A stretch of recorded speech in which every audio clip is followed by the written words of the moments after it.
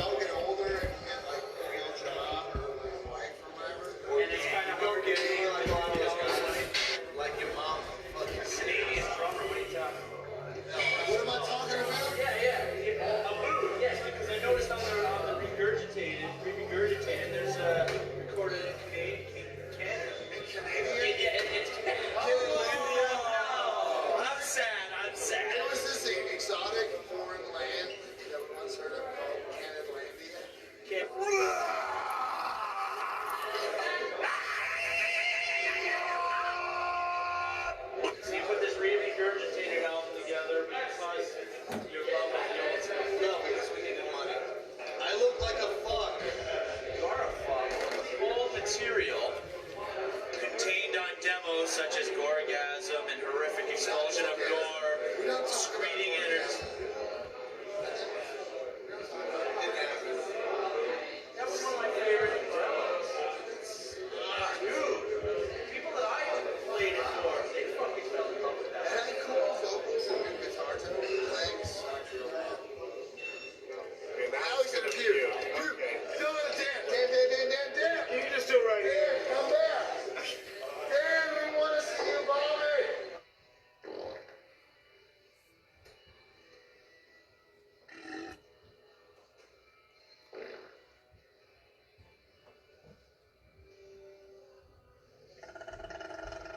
I would like to see him. We're all about making people who vomit feel better. Via more vomiting. Well, what happened to that bassist you had for a little bit who liked to partake in puke? He wanted to stay home and get stoned, and the problem with him is that he's like, he actually was my guitar instructor. Like, if anybody was actually listening to the records between the second album and the third album, I got a lot better, and it's because I learned from him. And he was just stuck playing bass, going doo doo, and he was like, man, this blows because I can like shred circles around all these guys. And he just basically wants to stay home and get stoned. Well, I did notice on the album from Gore Metal to Slaughter Cult that the playing and you got melodic and you started soloing like fucking 9/0. Like, that's what happened? Yeah, I like guitar solos. I like Paul Gilbert, Nick Big, Tony McAlpine. Give me that big. Ow. Get him, pick my nose, you fucker. Okay, deal. All right, do it. Right now, on camera.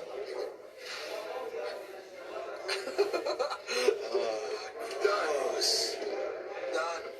The point is, but yeah, he's It's just an old interview that we did with these guys, obviously, a little bit ago. Yeah, Dan wasn't feeling too hot that night. That and Dan is puking right now. Right now. The guy is fucking barking right up there. I feel bad for Dan because all he wanted to do was just partake and just keep up. But I heard that all Apparently, you parts do are a little too much. zoom. In your move. So shake your rump. so you're enjoying your new material, Anatomy Oh, of man. Destiny and such. No, we hate it. It's pretty Yeah, funny. but you had nothing to do with it. So what are you talking about? That's So why I'm sorry, I hate it. That's why he hates it, because he wishes he could have come up with something that good. It's true. No, that's a lie. Why did you take such a fast route now compared to just? So what's going on? How are you tonight? How are you? I'm partaking a little more water tonight. And I just got a new computer. And I need to figure out how to have my buttons work with the volume, because it does not. Won't let me do it. So I have to go back and yeah. So I got to figure that out. So I got to do that manually. But anyways, whatever. What's happening? How's it going? I'm just, like I said, I'm just drinking some water tonight. And we're just chilling. And we're back on a Monday. It was nice today. Thank God it was freaking nice today. And got out on the bike. Huge ride today. And felt jacked when I got home. And then went out for another boot again. And then the lady came home. And then we ended up going out for a huge hike. Oh, wow. I'm pretty pooped today, actually. Oh my God. But anyways. I do have some beverages. It's the last of my beer. But anyways.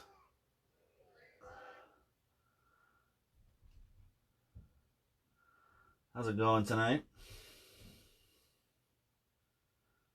Hope everybody's doing swell.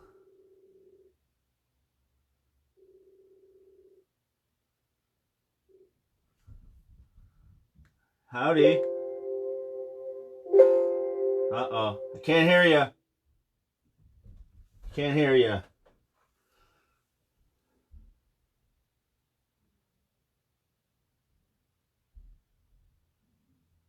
Nope. Nope. Shit. It worked last time.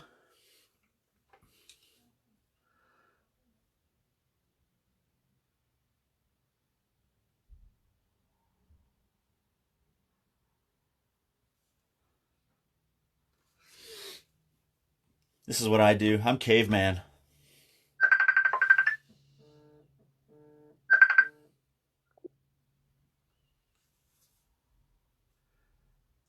Hello? Nope. Ah, what happened? Honestly, we just chatted about half an hour ago. Everything was fine. Ah,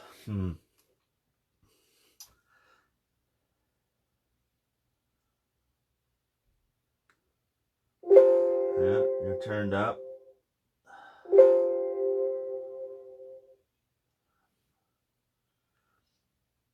Microphone's on.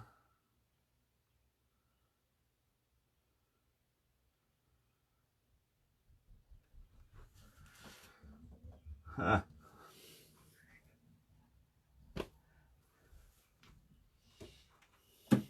I don't know. Let's get to the bottom of this.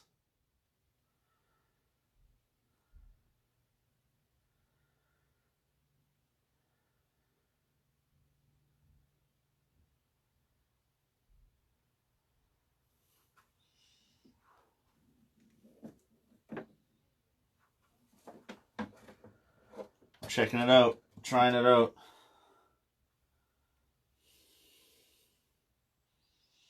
Nope.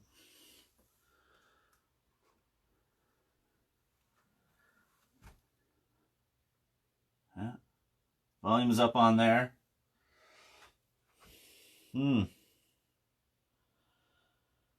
Ah, fuck, dude. I don't know. I can't hear anything. Yeah, this was all worked out. Yeah. Fucked up. I don't know. Literally, we had this going. We had this going the whole time. I'm sorry, peeps. You know, I'm trying.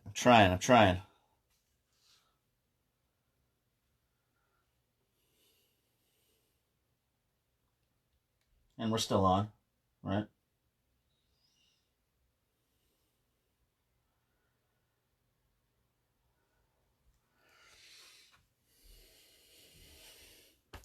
Ah, weird. Strange.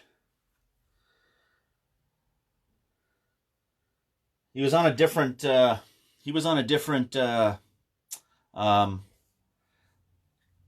or something like that the last time, I think.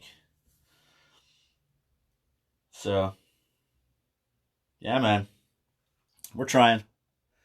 Because you can hear me, correct? I can't. Can you hear me? Oh, you can. You can hear me. Okay. Yeah, I can't hear you. I can't hear you. That's strange. Yeah, because I always do this, like, kind of like you're playing through the TV. And, like, yeah, like I showed you, right? And just, yeah, strange. Strange. Ah, shit. Because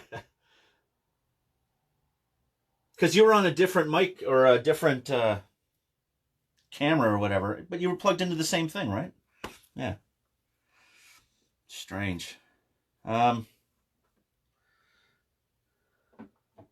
don't know.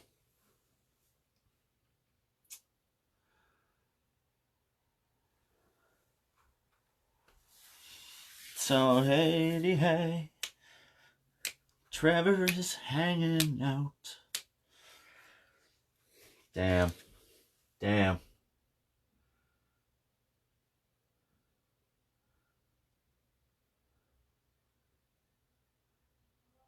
because normally, yeah, you can hear me. Yeah.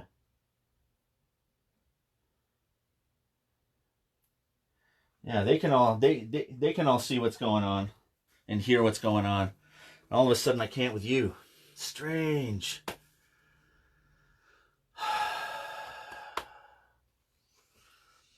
There, let me try calling you back again, I guess. I don't know. Oh, man. That is strange. Alright, let's go back here.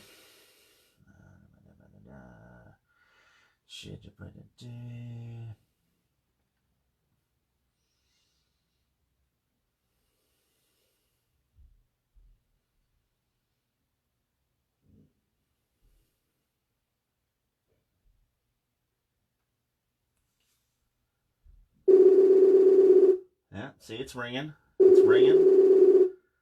Seems to be ringing.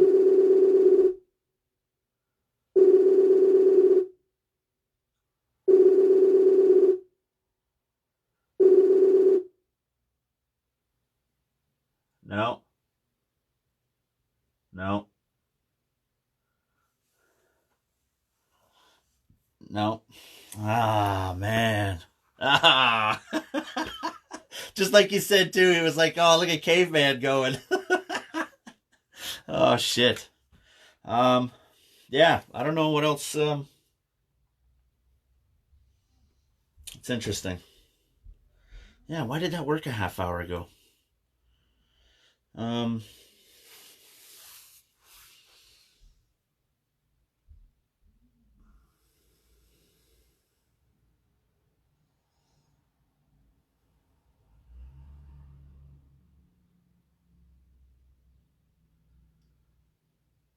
No. Hello?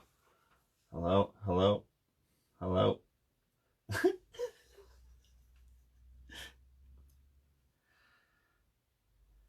Thanks for hanging out, everybody. You know, sometimes it just gets like that. And like I said, today was a huge day. I was out all day. Yeah.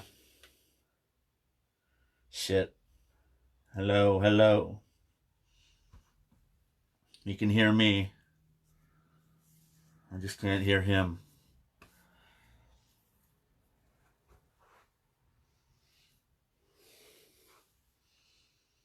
Hey, can you hear me? There you are. I can hear. Alright, fuck. Ah. All right, there we are. Now we're in tune. Yeah, sorry, I have to use my laptop mic. It's not great, I bet, but... No, man, it It's better totally than works. nothing. It totally works. This is perfect. This is the way we do it, man. Okay, great. So, what are you drinking tonight? What's going on? I have a Brooklyn Summer Ale from across the street at the bodega. I live in Brooklyn. Ah, That's where we met last. yes. And, yeah, just getting my beer on so I can make the words come spewing out. Does help a little bit. Take the edge off, eh? Oh, yeah, I'm having myself a Wayne Gretzky Pale Ale. Nice. Yeah, The great one. the great one. Literally, yeah. That's his vineyard is about a 20-minute drive from our house, just right up the street, Niagara-on-the-Lake. And Nice. yeah, they do beer, they do rum, they do wine, and you know, I'm not a huge pale ale guy because my sister's husband actually works there. So he gets all this beer all the time. So it's like, yeah, let's try this out. Let's try this out. Let's try this out. Right on, dude. I try. Excellent. The I hookup. try. It literally, literally.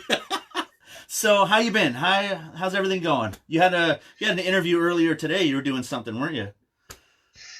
Yeah, I was, they played my Gimme Metal playlist on the Gimme radio channel, and I was there in the comments, like, chatting with the fans and stuff. I've been doing a lot of press, man. I've been doing shit every single day for the last, like, basically since the lockdown began. Pretty much, yeah. Well, I mean, if you got to stay busy, you gotta do something, right? Dude, at least we have this new record coming out to, like, have something positive to focus on, you know what I mean? I feel bad for everybody else that doesn't have a new record coming out right now. It's so true. Everybody's kind of working towards it, but they can't grasp like the last of it kind of thing, right? Yeah, we got lucky to kind of slip in right before the shutdown of the vinyl plants and stuff. Wow. And, you know, we had the question, like, do we want to wait to put it out? And, you know, we could have got better first week sales maybe, you know, if we waited. But we thought we'd drop the soundtrack to the apocalypse right now, you know. It's fitting. It really is, though. But with a smile, though. With a smile. I noticed you're wearing a Dremelec shirt. Oh, yeah, brother. Look at that. Honestly, man, I remember I first heard them on a Repulse Records soundtrack or compilation. Sorry. And well, I mean, what was Repulse back in the day? It was Deranged and Imprecation and a Dremelec or whatever. And Golgotha. Shit. I think Immolation had the EP, The Dawn of Angels or something. Oh, yeah, they have that collection of the demos. Yes. But yeah, Dremelec, man, that's hilarious. I haven't seen a shirt or anything about that in a while. Nice. Yeah, I busted this out for you, a special treat for you. Yeah. It's fucking awesome. I thought I'd wear an older Dying Fetus shirt myself. This one is, oh yeah, there it is. Destroy the Opposition. Oh, yeah. Right? Yeah, I remember ended up going to see this in Toronto with this tour with, I think, with Cephalic Carnage and Impaled. Oh my God, Nice. man. Fuck, dude. Especially then, right? There was a time when, like, when I look back, that brutal death metal had a sound like it was the late 90s, early 2000s or whatever, and there was just something magical about that time. And I know you're like a brutal death metal guy yourself now too, right? For sure. Oh my God. Yeah, it was fun times, man. I really regret not seeing that particular Dying Fetus lineup. Mm, I didn't see him till a little bit later when they had, like, changed up the personnel, you know, but right. that would have been awesome. Yeah, this is Kevin Talley was on drums or whatever. Yeah, and and then I ended up seeing Dying Fetus as a 5-piece also, and then seeing him as like the now 3-piece from here on in. So yeah, I've seen it with like 3 different lineups. Yeah, that's awesome. Sweet. So yeah, the album comes out. I've noticed your vocals are like there's some real character to it now. You're starting to.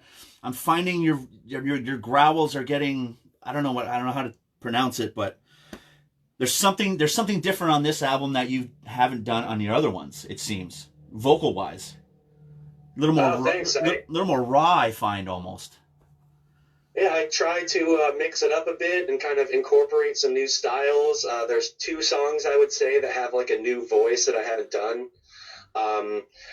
One of the songs was kind of like a King Diamond type song musically, so I thought I had to ramp up that 80s metal kind of, bedazzled Slayer attitude. Damn straight. And the other one is kind of like Tompa from At the Gates, which obviously is a huge influence on us musically, but even now I'm trying to sound like them, so. Yeah, totally. I've even noticed a little bit of like I hear a Killjoy at times. Some necrophagia. Cool. No, seriously, man. There I've noticed a couple licks where I was like you had like an autopsy kind of grossness to it. Cool, yeah, thanks, man. Yeah. I'm flattered. Totally. So, like you said, you've been busy just doing like press and media and all this kind of stuff. I mean, for one, that's good because I mean that just keeps you busy and looking at some different avenues of doing things, right? Yeah, man, I've been streaming on every possible format now. This is my first Facebook live stream. But yeah, I've been on Zoom. I've been on fucking everything that got now. Just trying to be omnipresent, especially last week being the first week of the album. So of course, just trying to be everywhere, spread myself around, and let the people know, man, that the new record's out. But we're in kind of a good situation in that nobody has anything but time. So like all these different magazines have been reaching out. This is one of the few things we can do safely. So yeah, it's a kind of in honestly, a weird way. Yeah, it sucks to take the hit for sales like we have for the first week, but also it's kind of in a weird way the perfect time to drop a record. Like there's not going to be a whole lot of records coming out for a while. It's going to really slow down in that aspect, and people have nothing but time. Like the speed of life now is at fucking 0. So oh my god, it's time to go back to your 7th grade roots and just sit in front of your stereo and listen to the new record. Seriously, right? That's all we have is the time now. It's unbelievable, right? And I've noticed a lot of people obviously starting to get into a groove now too. Because I mean, like when it first started, I don't like talking about this shit ever, but when it first started, right? It's like, it was like, oh fuck, like this is scary as hell, right? So a lot of people just kind of like, everything went down, creative, everything went down. And now I'm kind of noticing, I think a few people are starting to like, yeah, shit, this sucks, but what else are we gonna do? And right. So yeah, it's been insane. So like you said, putting an album out, at least you can, play with it for a bit, right? And do all this media and press because you have all this time. Right. Yeah. And the lane just feels wide open. There's not that much stuff that's going to come out for the next while. And oddly, I think this is going to like be advantageous for us, Right. in the long run. No, go ahead. And it, like I said, I needed something. I'm just glad I have something positive to focus on right now because, damn, man, it's crushing me enough as it is. You know what I mean? And yeah, it's wild. It's like I can't put it out of my mind. It's like life is different now. It literally, but it really is. Yeah, at the drop of a dime, all of a sudden you're told to stay home. You're gonna get infected. All that, like it's like a movie. It's insane. It was crazy, dude. We had, that Pure Testament we're supposed to be on right now, and then their whole posse got infected, man. With COVID. And I'm glad they're like doing well and recovering and stuff. But damn, that must have been scary for them, man. For real. Holy fuck. Well, just scary for anybody, because I mean, nobody knows what this is, right? Uh-huh. Oh my god. So anyways, get off of that topic. Let's talk about good shit.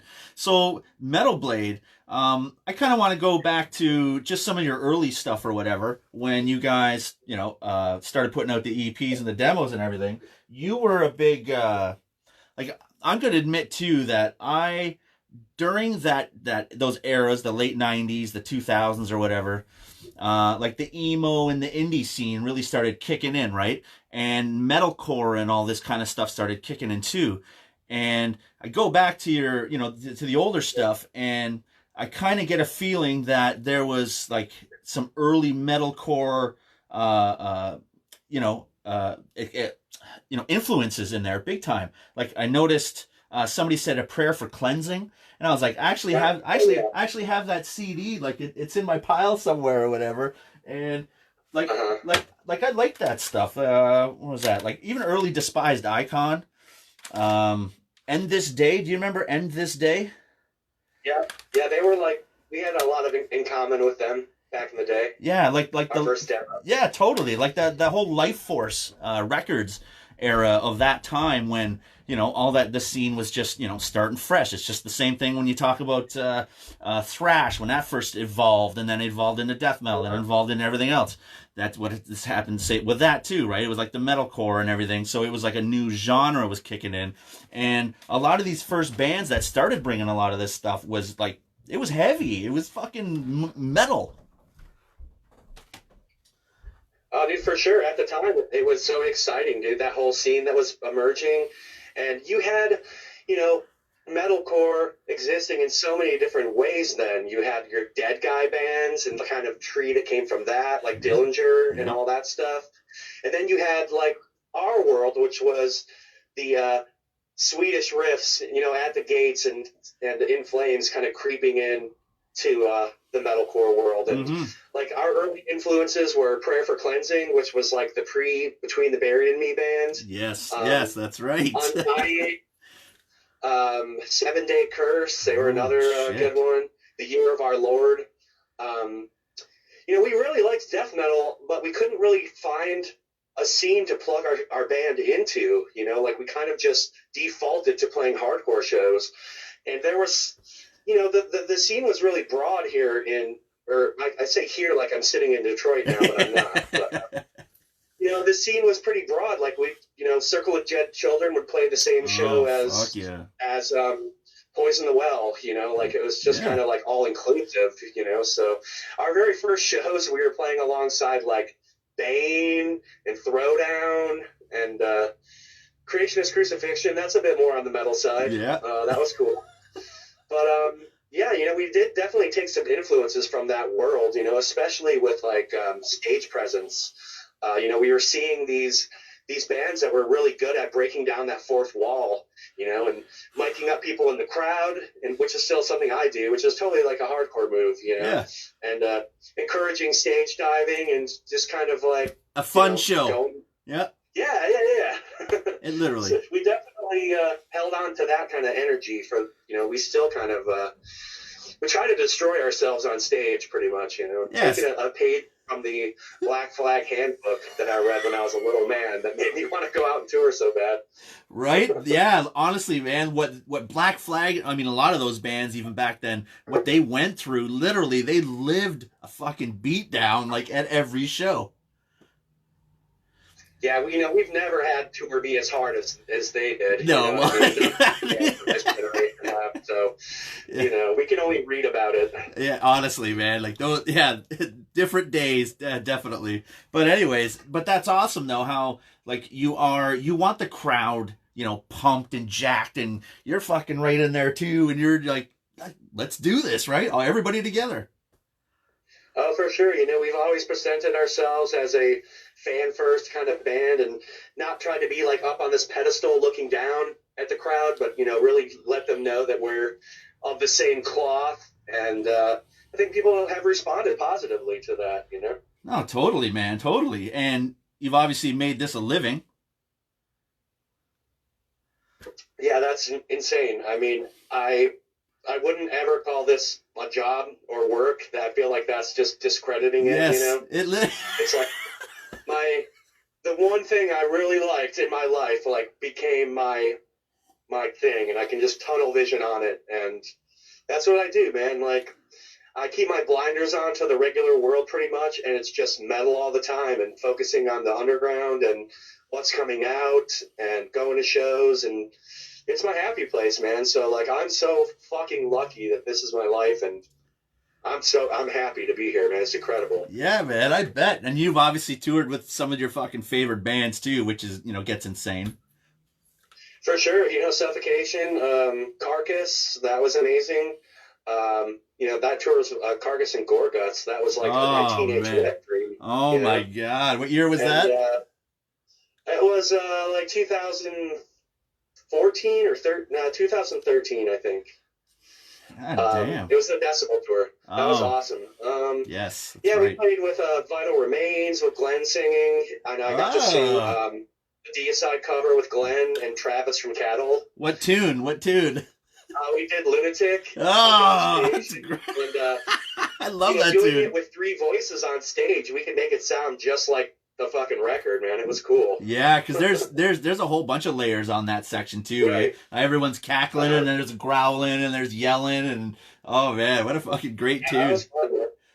And just, being touring alongside Glenn, it was a trip, man. He was really cool to us. We were pretty young then. And, that's great. I've gotten to meet a lot of cool dudes, gotten props from a lot of dudes that I found that surprised me, you know what I mean? And, yeah, man, it's been fun, for real.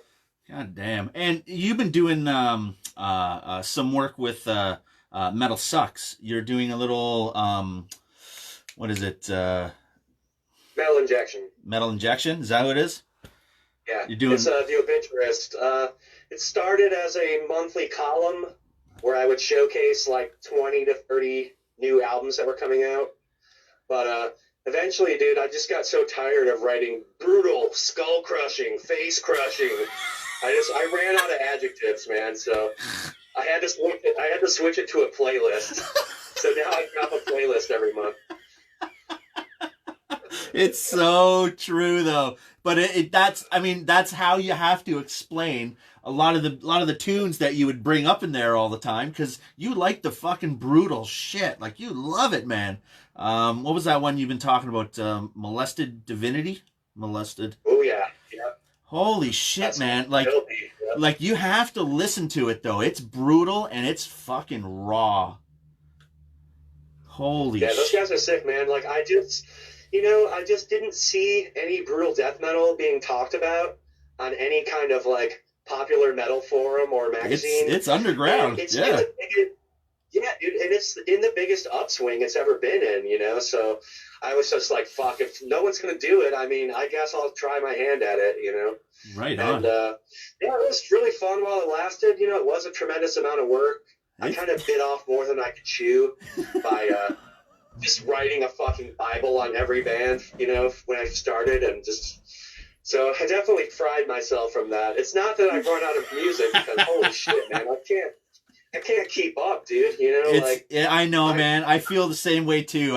Because like I want to try to know as much to talk about as much, also, right? So I try to keep up, but it's just like literally, and then all of a sudden, 10 of your friends are posting something, and it's like, okay, I never heard that band. Never heard that band. It's like, holy shit, never stops. Oh, for sure, dude. It just never Through stops. doing the column,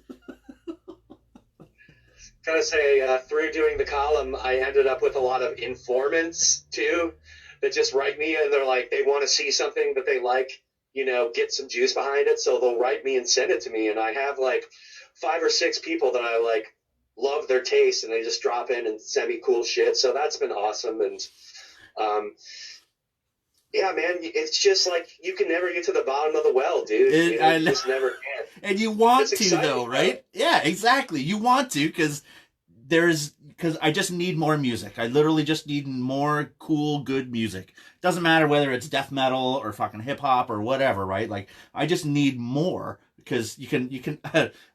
I just listen to too much. That's my problem. So I just need to be updated quickly. And like you said, it's like a never-ending well. But you want to try to get to the bottom of that well, because like literally you're missing bands all the time. It's just a circle.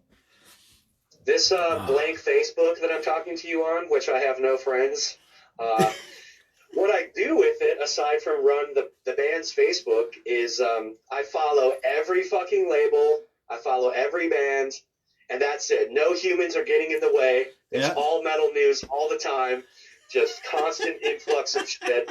And then, you know, I'm watching Metal Archives. I look ahead for a couple months and keep a little note on my desktop of what's coming out, you know.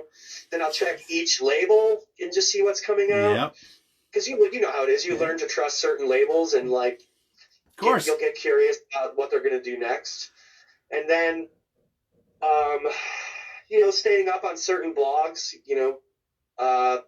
It's a lot of work. You know, it's a lot of work. It's a lot of work, but once you kind of, like, get it down, Man. you know what I mean? Like, to me, like, now that I have my blinders onto the rest of the world and, you know, it's kind of easy. I'm just really honed in, but, you know, it's kind of like some Rain Man shit, you know?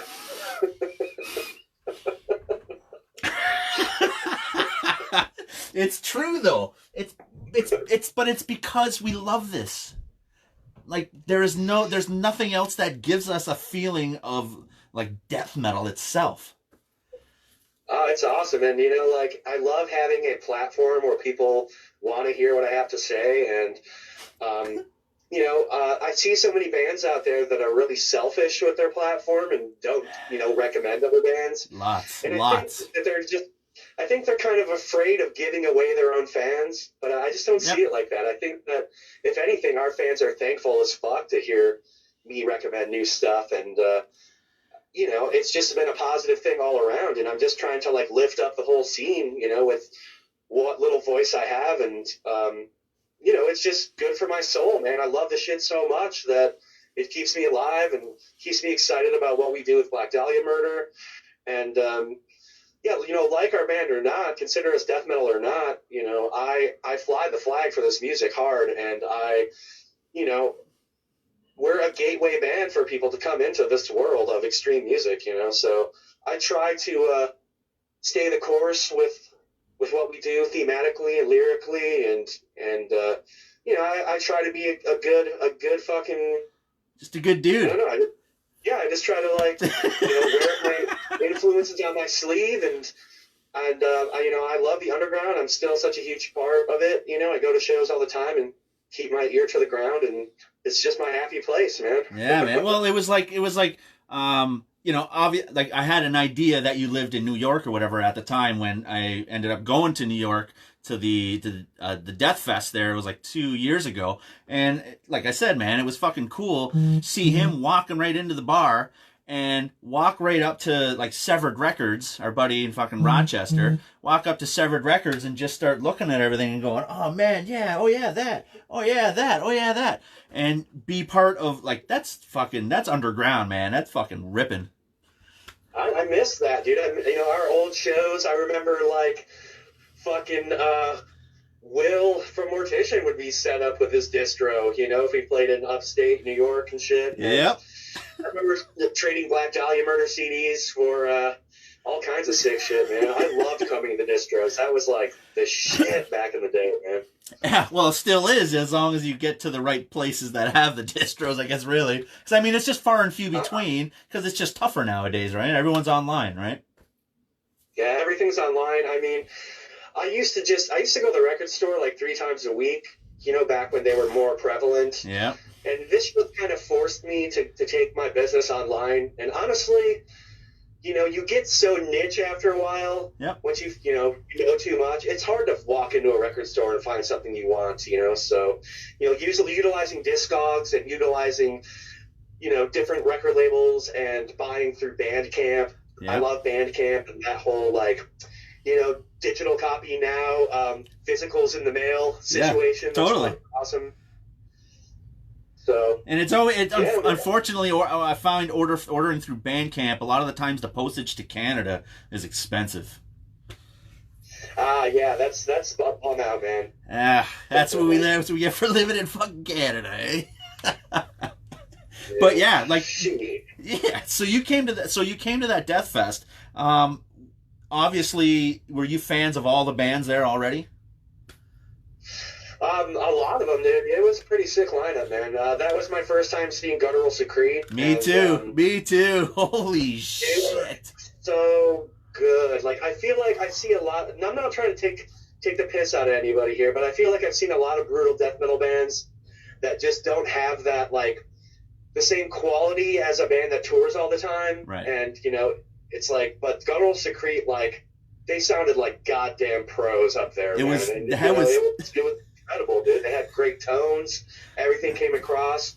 Blue was just fucking disgusting on vocals. dude. And he So- wasn't even feeling good that night either, though, he said. Yeah, I remember him saying that. And I was standing behind JR from Pig Destroyer there, and I was kind of tripping out on that, you know? I was like, man, fucking New York, I love this place. Oh my god! And literally, man, that was the first time I stepped down there, and to see that show there, I fucking just felt at home, man. It was awesome. I had such a good time. It was so cool. What other cool new bands, I guess, have you been digging lately? I mean, you like you said, you're toning down a little bit to a degree. I've been loving the Maggot Stomp output. They're I've got lots fucking. of people that hang around this page be liking Maggot Stomp. Oh my god! Mortal Wounds. Yeah. Malignant Altar, that's amazing. That's Frozen amazing. Soul. I saw Frozen Soul finally a while back at Vitus again. That was cool. Oh shit! What else? Sanguizigabog. Oh yeah, Sanguisugabog. That's the shit. They're fucking rad. I ended up seeing them in Rochester with Undeath and Mutilatred. Holy, Nice, that's a great show. holy. Mutilatred is a killer band. Undeath too. I saw those guys. I actually did a vocal appearance that's on the upcoming Undeath. I don't really know if I'm supposed to say that out. Shh. Oh, But that's cool. I was flattered. You know, they're definitely a disgusting band. Got some old Cannibal Corpse riffs in there, which I love, of course. yes, indeed. Yes, indeed. Skull Maggot. I gotta rep Skull Maggot a little bit from Finland. Definitely down that Cannibal Corpse pipe. Yes. Gotta put Chris Barnes era kind of thing going on. It totally is. It just before they started making the switch to the George era. Right. Totally is. Yeah, it has like, some of the flavors that they do now. You know, lots of pinch harmonics and stuff, but. Yeah, it's Man. definitely got that old school Cannibal groove, and you know I can't get enough of that. Pretty much. Seriously. So. Do you buy them on tape or CD or what do you do? For the Maggot Stomp stuff, I've been going tape. Just like the first handful were on tape, and then I just had to like stay the course, basically. Pretty- You know what I mean?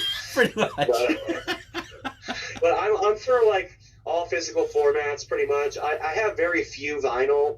I love vinyl, and I understand the attraction, but I have something like 4,000 death metal CDs or metal CDs rather. So I gotta just kind of stay the course with that. I feel like, you know what I mean. Plus, I mean, it's just there's only so much shit that you can carry around also, right? Yeah, I'm kind of learning to accept that. You know what I mean? Like, I feel like I'm running out of room around here. Yeah. And you know, I'm in New York. This is a way smaller living quarters than I had previously in Michigan. And this is a big spot for New York, honestly. But man, I'm running out of places to put these fucking CDs, bro. Let me tell you. But Yeah, that's like not gonna stop me. that's the thing though, right? It's true though. I mean, literally, yeah, like I look at all my shit too and I'm like, should I stop? Like what what's like when is it going to end? And then I just kind of ponder for 5 seconds and I'm like, I don't think it's going to end. So I guess I just got to keep going with it.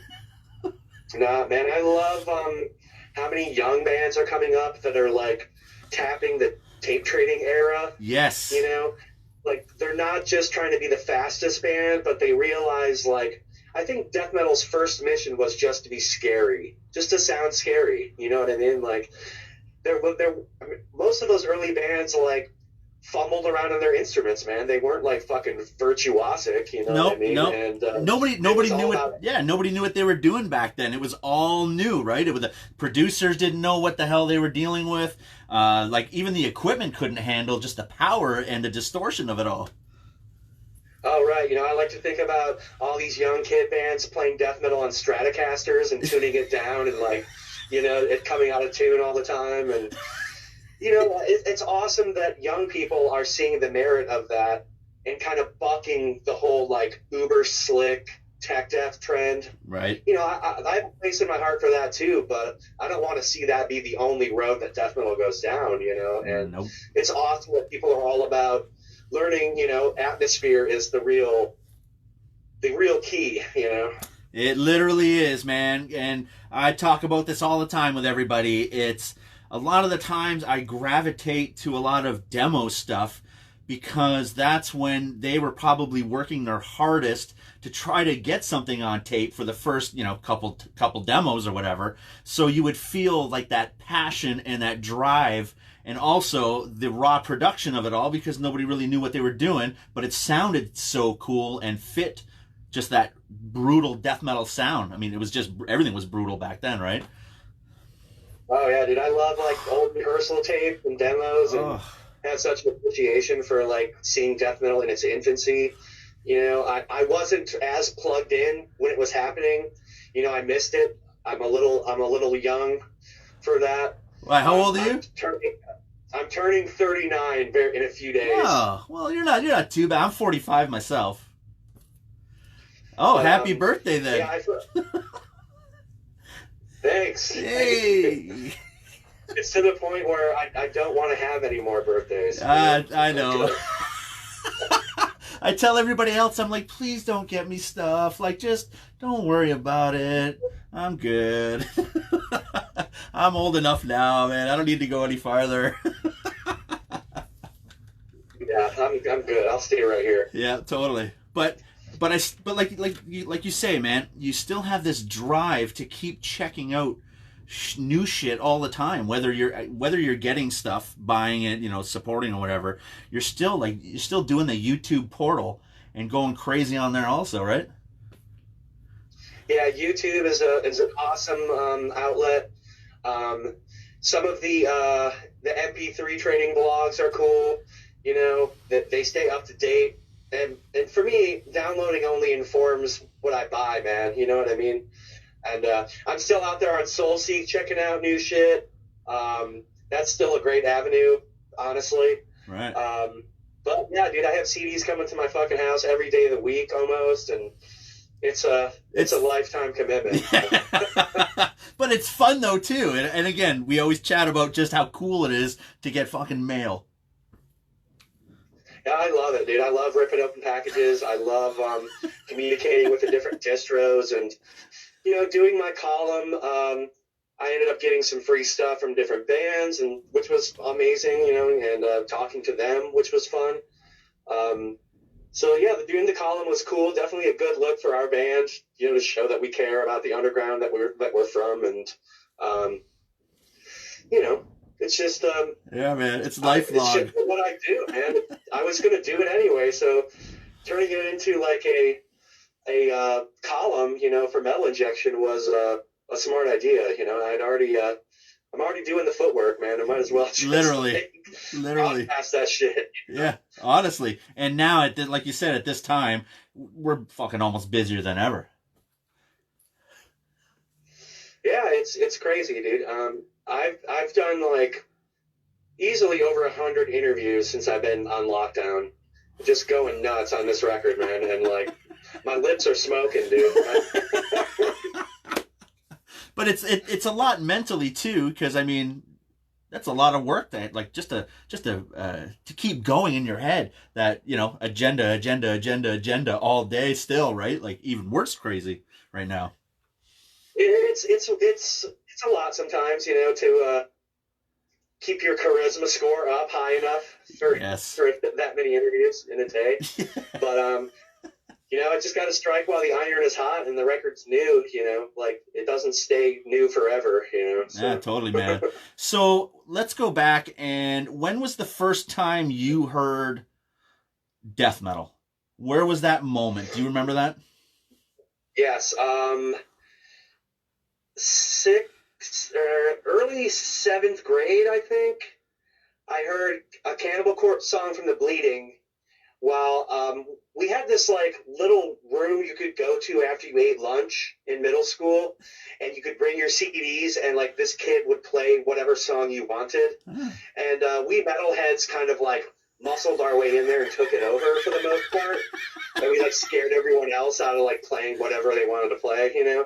And I remember hearing that song and thinking, nope, don't like this. This is way too much. Nope, I can't do this. Yeah. And, you know, at that time, it was all about the big four for me and Pantera and Sepultura. And that was kind of like as hard as I'd gotten.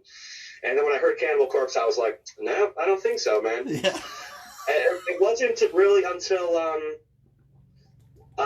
Pierce from Within was coming out. Mm. And I read about it in Hit Parader, of all places. Cool. That's cool. And I thought, you know, the article began with, like, it's 1995 now, and death metal is almost on its way out, but there's still a couple cool bands playing some cool styles. And they mentioned, like, Death, Fear Factory. You could debate whether Fear Factory is death metal or not, you know. Yeah. But that led me to buying that and buying Death Symbolic and buying Pierce from Within. And it was right when Pierce came out. And a lot of the draw was the album cover, honestly. Yeah. I had never seen anything like it. And, you know, I came from a world of role-playing as a kid. So, I you know, and fantasy novels and So like, Bolt a lot of Thrower. horror movies. Yeah. Yeah. So, you know, my interest was always piqued by death metal artwork and kind Yes. of that aspect of it. I used to cruise the metal aisle and, like, look at it all. But the first like jump I took into it was buying Pierce from Within, and what a fucking way to start, man! Holy. It still might be my favorite death metal record of all time, but there's actually like 10 or 12 albums that I can't decide which one is the best, and every time I hear one of them, I go, no, Mental Funeral, that's the best, you know. It's so true, though. I just did that with Morbid Angels. I was listening to Morbid Angels, Altars of Madness, and yeah, I did the exact same thing. I was like, no, Bolt Thrower, War Master. Yeah, see, yeah, it's like that, man. And yeah, but Pierce from Within, I remember thinking when I first heard it, like, hey, I'm definitely going to hell for this. Right? You know, if there's a hell, like, I'm going for sure. And then secondly, I was like, how am I ever going to understand this music? Because it was so like, you know how twisted they are compared to like your average band. And Oh yeah. it was a lot of info to take in at once for my first dose of death metal. You know what I mean?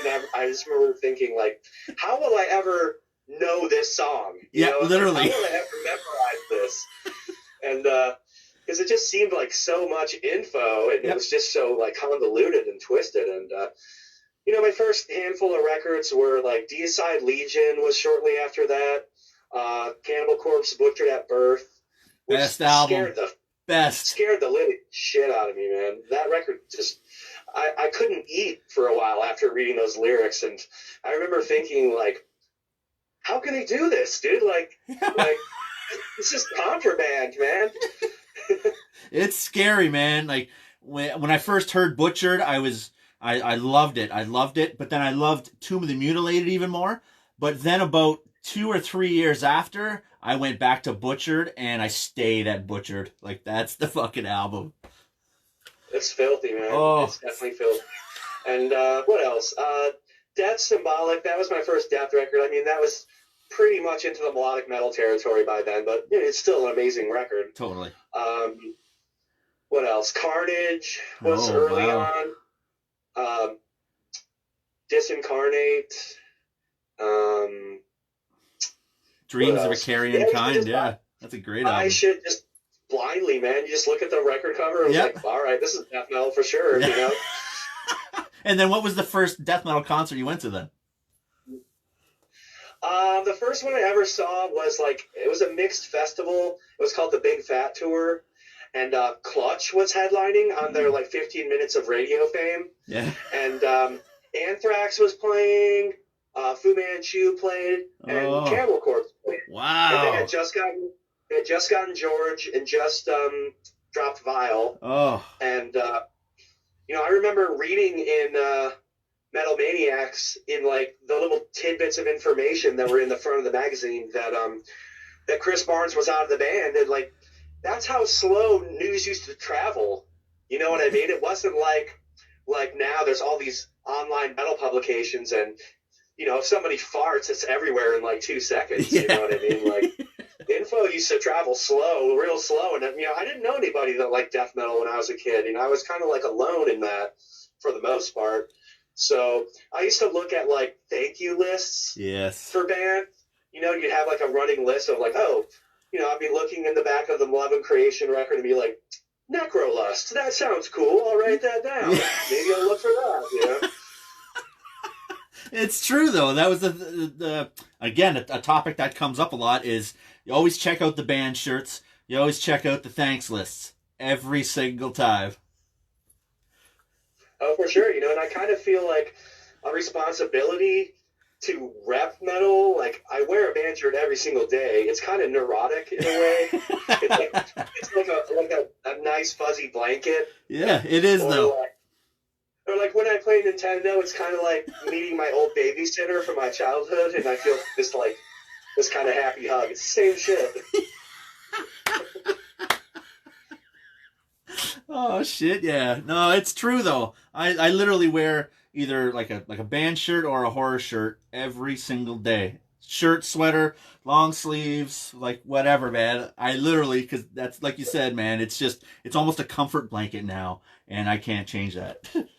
Oh, it is, and there's just a certain amount of pride in like blatantly flying your flag on the thing you love the most, and I don't know, it's just one of those little things that makes me happy, man. And that's why I have shirts showing up every fucking week too. You think I have a CD problem, man? The shirt problem is really, really getting bad.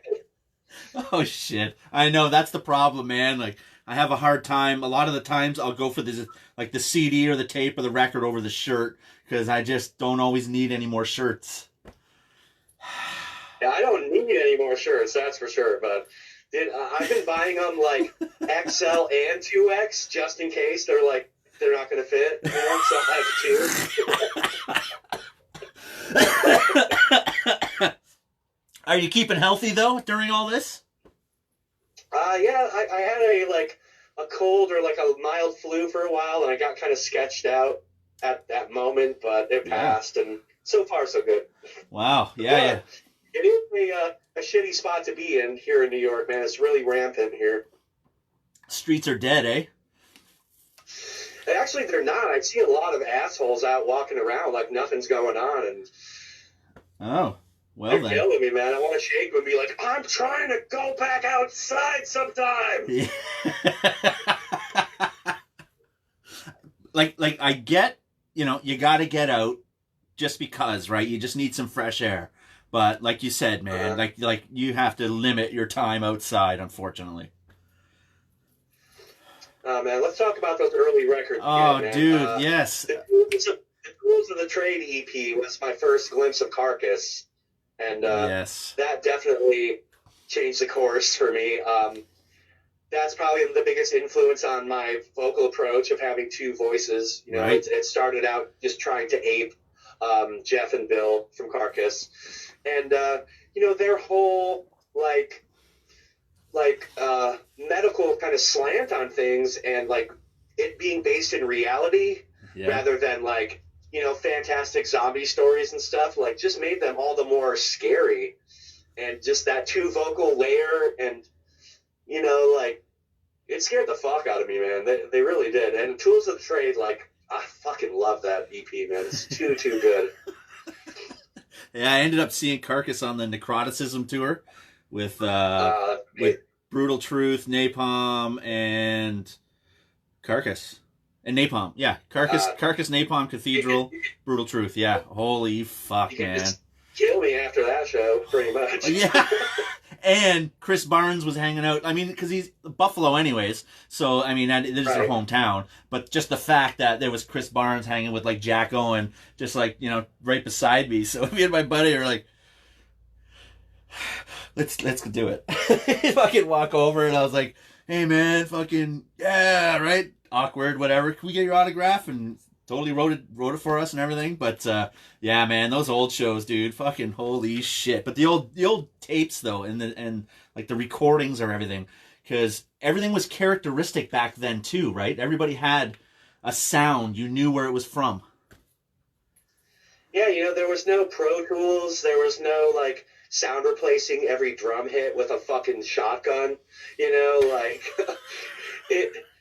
it's just, I like the old recordings. I like how they have personality. They're not perfect. They're individual. Like, now, like, stuff is just getting so overproduced and so, like, over Pro Tools that, like, it just sounds like machines played it. And the bands are, like, interchangeable, man. So what we did with Black Dahlia for the last few records was, record the drums live and keep them live. And, not cut and paste the shit out of takes and, just try to, like, do it that slow and sure old school way. And it, it makes the album sound more like a classic record, more like a timeless record, So that's how you recorded this last one? Yeah, we, the guys were playing through every song all the way. There was no, like, recycling of the perfect take or anything like that. So, right on. Just like tactics to, like, not make the listener's ear get tired of hearing the exact same thing. And a lot of, like, microscopic, like, smart guy dickhead moves like that. But you listen to a lot of, like you said, you listen to a lot of the underground in there too. So just having that, like that sound, that the feeling and the atmosphere of getting that. Yeah, you got to have some liveliness to what you're doing. We could never be one of those bands that could cut a record live in the studio like fucking Defeated Sanity or something like that. That's just not. That's not our, we don't learn to play the songs well until a bit later after the record comes out. So, I mean, I got nothing but praise for bands that do that, man. That's amazing. But, for us, we don't want to be too stiff on the other end of the spectrum either. You know what I mean? So no, for sure. Try to find a good mid-ground there. Yeah, and you also want to show, like a lot of the new fans, too, a sound that doesn't have to be, overproduced and over Pro Tools and everything like that. Right. We went to Madsen to mix the record, and we were looking at him from, like, what he did with The Haunted. He did a few great records for them. And, at one point, a few records ago, we just had a convo. We're like, what is so much better about albums from 2000 and before? And we're like, well, they kept the drums live, and they have personality, and, it's not the same sounds as everything that's coming out, so that was a smart decision on our part, and we're definitely going to stay that course. Sweet, yeah, you can. It totally shows on that, like I mentioned, like the vocals and everything. Like it's more raw, I guess, if I can say that. It's more raw than a lot of your other albums. Oh, that's cool, man. I think so too. It was fun to record it. We recorded everything in-house pretty much. Our new lead player, Brandon, produced the album, and he oversaw like all the strings being recorded and the vocals at his home studio in New Jersey. So we were able to kind of take it really slow and, let the choices we made, like, fester for a while and go back and change little things. And, it was like the most control we've ever had over an album, and it was really nice, actually. Sweet. Yeah, man. How's Metal Blade? Obviously, Metal Blade's been awesome to you ever since Unhallowed came out. Oh, for sure. It's a family affair with those guys. I don't see us ever going anywhere else. We've re-signed with them multiple times by now. And, they just took us seriously from the first moment and put a lot of, like, energy into promoting us. And they saw how, like, hungry we were to get out and play.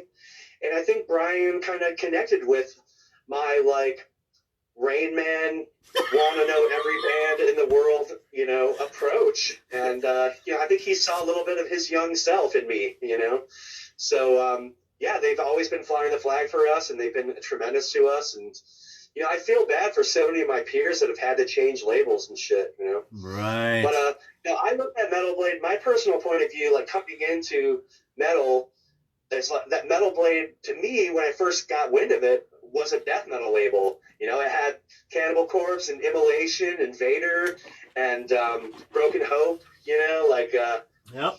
Bowels of Repugnance, man, that fucking blew my mind as a kid. Yeah. Well, we're talking to Jeremy Wagner tomorrow. Awesome, yeah, Jeremy's a great guy. Fucking right, man. Yeah, I first met Jer at. Well, actually, you know what? I'm gonna talk about that story tomorrow, so I'm not gonna talk about that. But I met Jeremy in. Yeah, you can say. Yeah, but I met him in Maryland though during one of the Maryland pre-fests. Was it 2 years ago? I think it was with Mortician and Lord Gore. Nice. I want to see Lord Gore. Holy shit, man! Holy shit! I never thought I'd ever see it because I mean they're from Portland, so I mean Right. I just never would have thought I would reach that. Oh. But man, we took the drive because I was like, I have to go fucking see Mortician. Like that's the only band I really want to see ever right now.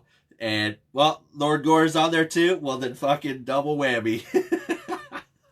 Yeah, Lord Gore, man. I'm glad they're back, and Gurge's vocals are just one of a kind, dude. One of the sickest Holy. vocalists that's ever touched a mic, ever. Yeah, I don't understand how he does that. Me neither, dude. It is gross. And it is gross. and what's wicked too about Lord Gore was Maniac Neil from Frightmare and Blood Freak.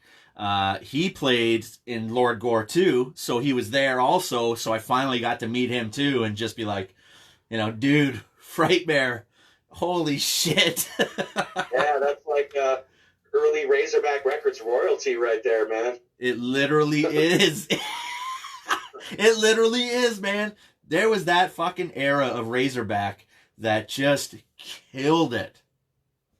Yeah, Blood Freak, and yeah, dude, I would buy Decrepitath. anything that came down the pipe from that label for a while, dude. It was like my go-to. Yeah, Yeah. Acid Witch was on there. Decrepitath. Oh my god. Splatterhouse. WTN, Yes. Splatterhouse. Zombie Ritual. Zombie right? Ritual. Splatterhouse. That was so fucking gory though, but a lot of those bands, they had their own sound though. That was cool. Yeah, it was cool. I liked the whole like comic book aspect to it. It was like eerie comics, you know. Yes. And it was just Very cool. horror induced. And you mentioned earlier you're a huge horror fan too? Yeah, it definitely like paved the way for me finding metal, and especially death metal. I was one of those kids that was drawing like people getting their heads cut off in crayon in first grade. Yeah, yeah. In fourth grade myself, I ended up drawing Speak of the Devil cover for art class. Nice. Yeah. Had all the Nice. blood hanging, all the chunks hanging out or whatever. Nice. Oh my god. But yeah. So obviously, I noticed something on your Instagram that you're working with doing an online auction or something like that. Yeah, my friend Nathaniel Shannon is a photographer, and he's teaming up with Metal Sucks, and they're auctioning off all kinds of like photo prints and stuff, and it's for like a relief fund for roadies and sound guys and all the guys that are getting hurt right now in the pocketbook that nobody's thinking about from the music scene. You know what I mean? Yep. So it's a very cool cause, and when he asked me to like get behind it, I was like, "You bet, buddy, you got it." Yeah, no, it's true though. I'm a stagehand myself. I do shows around here at a couple of the venues, and that's exactly the whole thing. A lot of people don't realize. It's like, oh shit, shows are done. But yeah, now that shows are done, where's the lighting guy? Where's the fucking truck? Where's the fucking riggers? Where are they going? Honestly, man, it's Right. oh You know, and in our crew alone, I mean, aside from the band, we have our tour manager that's out of work right now. You know, our sound guy. So it's like yeah, a your big family techs, of everything, people right? Yeah, totally. eating shit right now. You know. And sadly, I've heard of some venues closing, just losing their ass because they're depending on that next show. You know what I mean? So, fucking hard times right now. It's dark times. Yeah, totally, man. So, horror movie wise, growing up with that, what were some of your faves that you like, or do you collect horror movies? I did for a while in the DVD era. I was collecting some. I have some back in Michigan in my mother's basement. But the very first handful, like, I wasn't allowed to watch them at my own house, but I had that loophole friend, you know, whose dad didn't give a shit. And Yeah, that's me. First Nightmare on Elm Street, first Friday the 13th, first Halloween, first Creep Show, and a few others just like on rotation, man. And we were just obsessed with anything macabre. And we used to like, he had this addition on the back of his house that was never finished, but there was always tools everywhere. So we would like turn his backyard into like a fucking shitty ass haunted forest or whatever, you know, and take our friends through it. And we would like bury ourselves in a grave with shingles over top of it, and then like a little coat of dirt and bust out. And... That's wicked. That's wicked. Do you follow horror movies or at all? I haven't really stayed up on modern stuff too much. I mean, I'd love to hear, you know, what's going on. I haven't really kept my ear to the ground like I used to. You probably just don't have the time. Like, the biggest mainstream stuff that's come down the pipes in the last while. You know, I guess you could call it a thriller more so, but I thought Hereditary was a cool movie. That was a great movie. Yeah, it definitely affected me, man. Basically, every moment after that whole head smash thing was like I was on the edge of my seat, man. I was not ready for that. Yeah, literally. That honestly, like the whole movie is just unnerving. There's like a looming suspense to the whole thing, and you don't know what is going on, but something is going on. Oh, for sure. And then there's like the kind of tension building in the family too that just makes it worse, and you're just like, Literally, man, just gotta make sure you don't have coffee before you watch that movie, because you're gonna fucking lose your shit. Holy crap. But you're glad your head. But even his other flick, Midsommar, did you see that one? Yeah, I thought that was cool. Maybe a little bit too long-winded. Yeah, me too. It definitely took a long time to set some of it up. You know what I mean? I thought Get Out was cool. Yes. Us was cool. Us was, I don't know. It was. I wasn't sure about that. It wasn't as good as Get Out. No. Not at all. Not at all. So I noticed as you talked about Cannibal Corpse, you have the flag right behind you of the bleeding. Yeah, a fan hooked me up with that. It's from back in the day, man. A kid named Steven sent it to me, and yeah, I love it, man. Holy. Cannibal Corpse was like the fucking band for me when I first like took the dive into death metal, and it's such a nostalgic thing for me to look at the old logo, you know? Yep, exactly. And, yeah, it just gives me those vibes, man. It totally does, man, and that's why, like I say, always go back to the demos and everything, just because it has those vibes, those raw looking, like that's a Chris Barnes logo, man. It's just hand drawn, like that's just how it is. It's freaking amazing. Yeah, there's just something to be said about the youthfulness of demos and, like, you know, the very initial statement of a young band when they're all at their most excited. Like, there's going to be you'll never be more excited than you are as when you're 17 and you're first making music, you know? Yeah. It's like, you can't recreate that. You can't fake that, you know? No, not at all. So you run a Twitch thing also? You do video game stuff, right? Yeah, I've been breaking into that world a little bit in hopes of making up some of my loss from tour. So I've just been basically playing Nintendo so far and just talking about death metal pretty much. Mostly metalheads that come around and mostly Black Dahlia fans so far. But it's been really fun, man. The platform is the people are really kind. At first I was kind of like, do I really want to put myself on another chopping block for social media scrutinization? You know? But turns out they've been really nice, and you know, it's been positive. You know, it's definitely been one of those things that's kind of keeping me focused on the future with the band, and kind of, you know, giving me some relief in these weird times where we can't talk to anybody in person about the new record.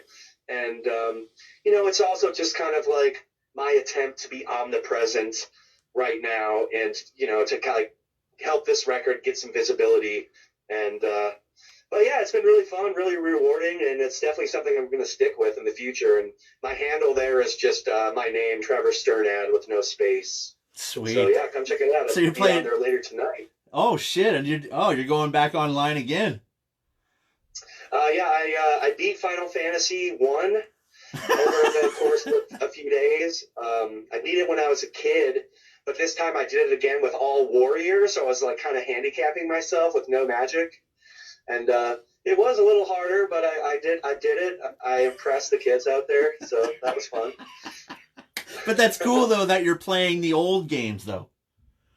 Yeah, that's just where my heart lies. Like in the same way that metal is kind of like my security blanket, like so is Nintendo, and it just takes me back to a happier time. You know, just a more innocent time and a more youthful time. Yeah. And I do play modern games too, but I kind of like just the quick and dirty old school games where you don't have to like take a college course to like fucking jump into the game, you know, Holy. or watch like 3 hours of cinematic footage or anything. You know, you're just like, there's 2 buttons. What could go wrong? Do it, you know? It's so true, man. Like I grew up with the Atari, ColecoVision, and everything, and then obviously Nintendo kicked in because I remember we have Zellers. We had Zellers stores.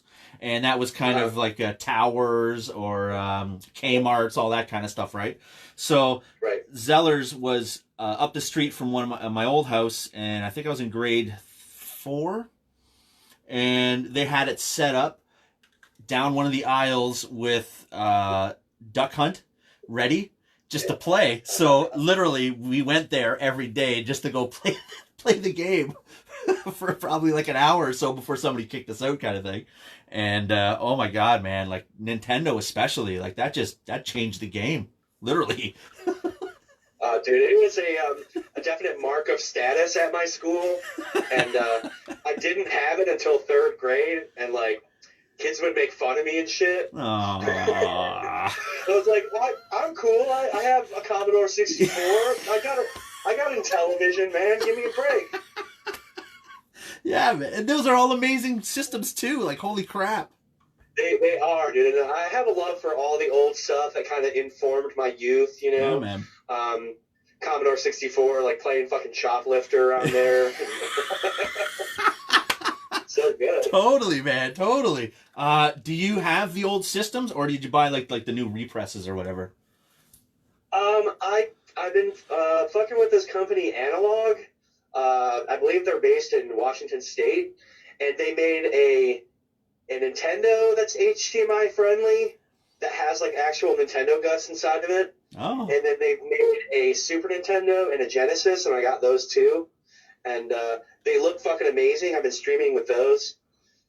And but yeah, I have a lot of like old systems around. Sweet. I'm thinking about shelling out some serious money to get an HDMI mod put on a Dreamcast system. Oh my It'll gosh. be probably like $400, but I mean that's the nerd level that I'm at here. You know? Stream a Dreamcast. Yeah, dude, I just want to play Crazy Taxi for the people, you know? Oh my god. Well, wasn't it was it Virtua Racing or Daytona was on that, wasn't it? Yeah. Oh. Virtua Racing, dude. Very good. And That was a fucking great game. Holy shit. I didn't have the system myself. A buddy of mine did, but that was all I would play. Dude, you could take the those CD-ROMs and pop them in your CD player and listen to the soundtrack. And the soundtrack to Daytona was so fucking hilarious, man. It was unreal. Wow. Just like, you can actually do that. Yeah, it was great. It was great stuff. Daytona! Well, yeah, because like just in the falls here, obviously Niagara Falls has quite the tourist attraction, so we have some arcades and stuff like that. And growing up, they had probably an 8-person Daytona. Just nice. Holy cow. And we would literally, in our probably 13, 14, 15, we would get us and like other people and their dads and just fucking go down there and 8 people Daytona. I've never seen that in my life. Oh, that's killer, dude. I miss like the arcade culture from the 80s man. and 90s, you know. I Here totally. there's a couple like kind of hip hipster like barcades, which is cool. Totally. I'll go there to get my kicks sometimes. You have to. That's fine though, because they like the fact that they actually have old school arcades. It doesn't matter. I'm going. Yeah, for me too, dude. It's like the quickest way to my heart, pretty much, aside from music, man. So Yeah, me and the woman, we try to track down as many pinballs as we can around the area, like because I just need to play fucking pinball. nice, yeah. There's a laundromat around here that has a bar inside and like a fuck ton of pinball machines. Pretty cool spot. Go hanging out at the laundromat. That's amazing. All right, dude. Well, I don't want to keep you around. You got other shit you got to get set up for too, and everything like that. But anything else for anybody? You got anything else for anybody? Oh man, just fucking thanks for having me, dude. It's been a blast, and yeah, I'm glad we got to make this happen finally. Totally. But we're still gonna connect. We have to. Oh yeah, dude, please. I'm all about it, man. I want to be in that motherfucking dock. Thank you. Thank you very much. Big hugs. Virtual hugs. Big hugs, man. Much love, Cam. You're the man. Right on, Trev. Thanks a lot, bro. Take care, my Ciao, friend. man. Kick ass. Cool, man. See, we're just hanging out. Just doing our thing. Whew. How's everybody feeling? Is everybody still there? Oh, man. Cool, man. I'm glad everybody hope that was okay. Hope that worked. Just want to talk about everything. Fuck, I'm dead. Yeah. Mechatazo. Hilarious. Yeah, man. Yeah, Razorback had the label. Razorback had the label, man. Well, thanks a lot for hanging out, and hope that worked out. Sorry for the little delay at the beginning, but I'm a dinosaur here. I'm doing it old school. It's almost like it's like MTV, eh? I know, that's how it is. Anyways. I think this is Dying Fetus's last good album.